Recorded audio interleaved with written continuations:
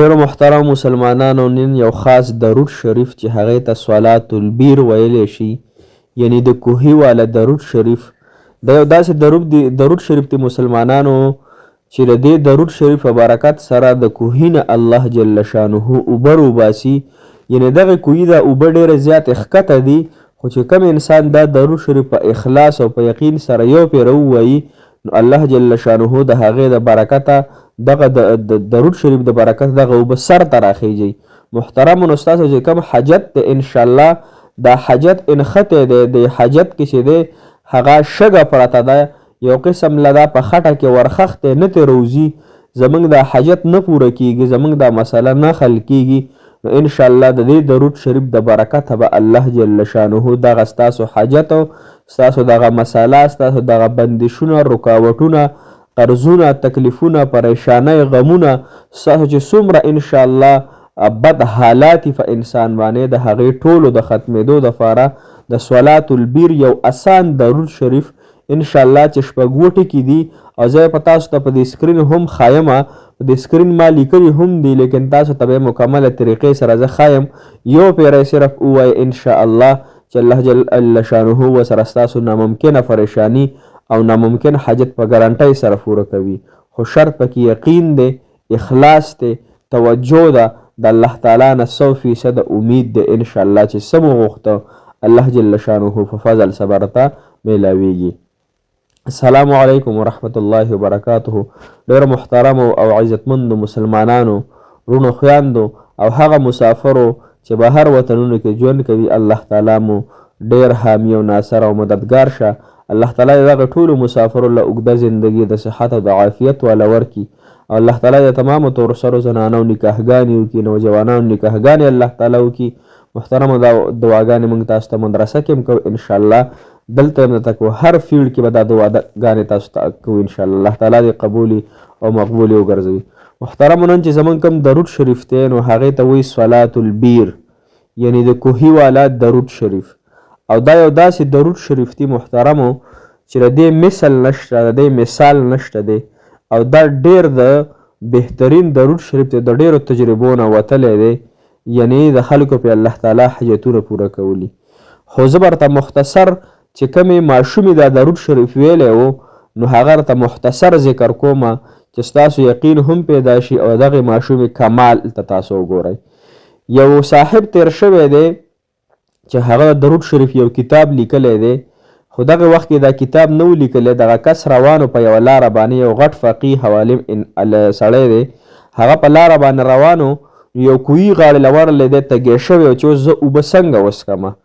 نو هغه سره نه هغه بورقه وه، نه ورسره د اوبو راویستلو پړی و، یعنې هېڅ څیز ورسره موجود نه و چې دا اوبه زه روباسم او ویسکم. دی ډېر تږی و، خو دی اوس دې کوهي ته ولاړ دی چې اوس څه چلو کوم. د برې نه یو ماشومه ده او د کوټې د پاسه ولاړه د هغه ایسته په خندا شوه. چې دا ماشومه په خندا شوه نو ده چې ورته کله وکتل، د حق حیران شو چې دا ولې خاندي. دې ته پوښتنه وکړه، بچیه ته ما پسې خاندي او که دې کوهي پسې خاندي چې دلته بورقه نشته دی او پړی ورسره رسی ورسره نشته دی. دا ماشومه ورته وایي بابا زه تا پسې خاندمه چې دومره غټ عالم یې، دومره غټ فقیه او تا سره د کوهي نه د راویستلو دومره دم وغیره او دومره معجزه نشته دی، یعنی کرامات ته سره نشته دی. نو دغه ورته وایي حاجي صاحبو، دغه سړی ورته وایي چې څنګه در وباسمه، ما سره خو هېڅ اوزار نشته. هغې ماشومې دا درود شریف ووي او چې څنګه یې راشوف کړو نو محترمو دا یو حقیقتا واقعه ده. ګوره منګړت واقعه نه ده چې به زه تاسو ته یو دغه ولم ګاډرې ولم او تاسو ته دروغجنې خبرې کوم. دا حقیقتا علماو نه تپوس دې باره کې وکئ، یو حقیقتا واقعه ده. نو هغې ماشومې چې کله هغه درود شریف وي کوهي سیټ ته یې راشوف کړه، کوهي اوبه محترم مسلمانانو داسې شوې لکه په ځمکه چې اوبه روانې دي. نو دې سړي ورته وي چې زه تر هغې پورې اوبه نه څکم تر څو پورې چې تا ما ته حل نه ویلی چې تا څه وویله او دا د څه د وجې نه دا اوبه سر ته راوختلې. هغه ماشومه ورته وایي ما خو نور هېڅ نه دي ویلي لیکن یو درود شریف دی چې د هغې د برکته الله جل شانه نه چې څه ستا د ژبې نه ووتله، ستا د خولې نه ووتله، الله جل شانه هغه پوره کوي. محترمو دغه درود شریف ورته ولیکل. دا صاحب فرمایي چې ما د هغې نه پس یو غټ کتاب ولیکو یعنې درود شریف یو غټه مجموعه مې هغې کې راټوله کړې نو هغې کې دا درود شریف هم لیکلی دی. نو که ستاسو څومره م غټه مسله وي، ستاسو څومره م غټ حاجت وي، ګوره ستاسو د حاجت په محترمو د اوبو د راوتلو دا څومره ذهن د انسان نه مني چې اوبه د کوهي نه څنګه سر ته راخیږي، دا زموږ ذهن نه مني. خو مسلمانانو دا د عقیدې پورې خبره ده، دا د یقینه پورې خبره ده چې یقین سره انسان یو وارې دا درود شریف ووایي نو دغه د ماشومې د خولې هغه درود شریف زه تاسو ته ښایمه. ستاسو چې کومه مسله وي انشاءالله دا درود شریف شروع کړئ. خیره تاسو یو پیره مه وایئ، تاسو یې کم از کم 314 کرته ووایئ محترمو.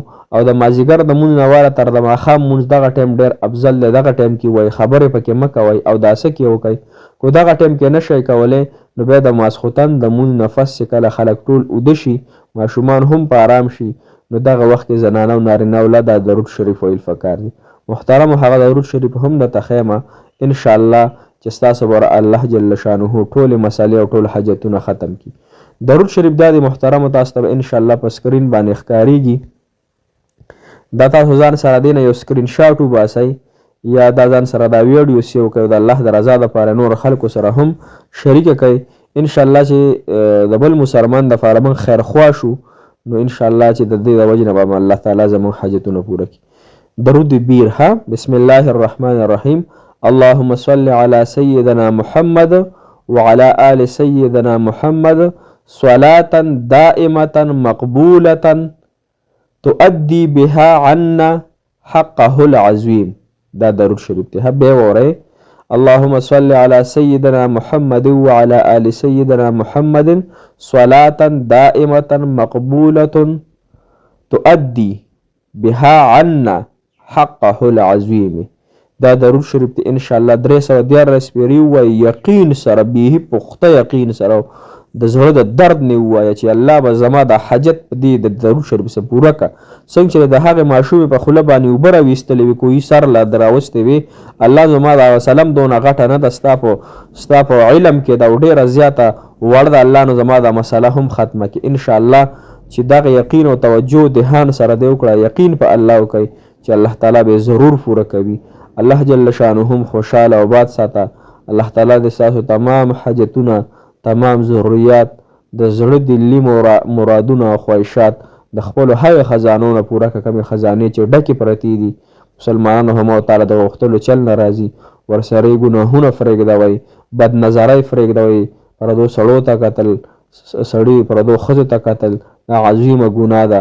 نو انشاءالله چې کله ګناهونه موږ پرېښودل او دا وظایف هم شروع کړه الله تعالی به زموږ حامی او ناصر مددګار شي.